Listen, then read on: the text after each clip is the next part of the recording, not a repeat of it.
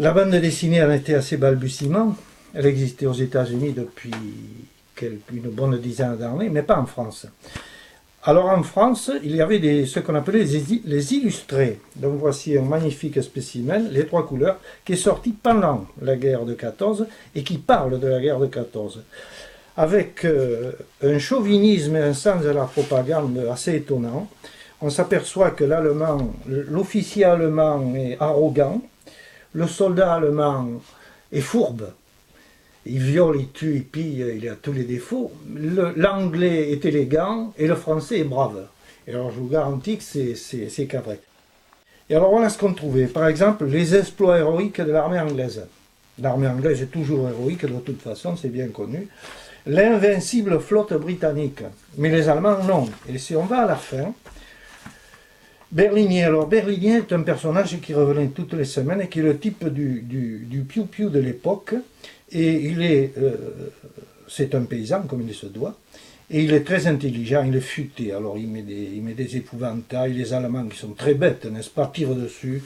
Il arrive à faire des prisonniers en leur disant qu'on mange très bien dans les tranchées françaises. Enfin, vous voyez l'esprit, c'est assez... Et il n'y a eu que des choses comme ça.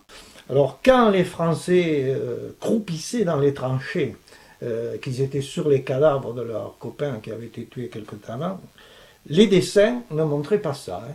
Le français était toujours impeccable, il partait à l'assaut flamberge-au-vent, c'était un véritable héros. Et l'allemand, lui, des fois, il s'échappait en courant. Vous voyez, l'allemand, il lui arrivait quand même de faire certains actes héroïques, mais c'était rare. La propagande était outrageuse. La télé n'existait pas. La radio, c'était les balbutiements, il n'y en avait pas. Il y avait donc la presse. Et la presse, là, les tirages étaient quand même conséquents. Et là, ça avait beaucoup de succès pour une raison très simple, c'est que on ne lésinait pas sur la propagande, on inondait le peuple pour lui remonter le moral de ces trucs extrêmement patriotiques. Et puis ça avait du succès parce qu'en fait, il n'y avait que ça à lire, hein, de toute façon. Et puis après, alors on a retrouvé quand même quelques bandes qui parlaient de la guerre de 14, toujours une vie de Guinemer, mais on ne trouve pas grand-chose en réalité pendant les années qui ont suivi la guerre. Vous savez, on ne parlait plus de guerre là. Il fallait que les Français pensent à autre chose, et puis tout était à reconstruire. Et puis il y a eu des millions de morts quand même. Donc on n'en parlait pas de cette guerre-là, et comme la bande dessinée américaine commençait à arriver chez nous, alors eux ils s'en foutaient complètement de la guerre de 14-18.